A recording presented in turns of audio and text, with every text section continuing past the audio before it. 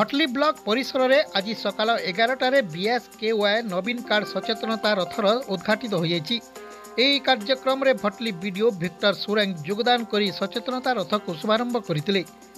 अन्य Bhatli block BPM शरद नायक, जनसंप्रसारण अधिकारी झस्केतन धराई, कार्यनिर्वाही अधिकारी उमेश सेठ, प्रकाश प्रधान,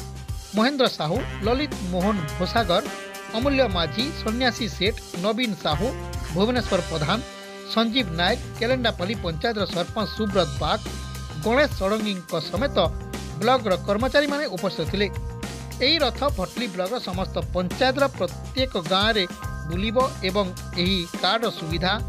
कार्ड पंजीकरण पर योग्यता और प्रक्रिया, केमिति आवेदन करेंगे,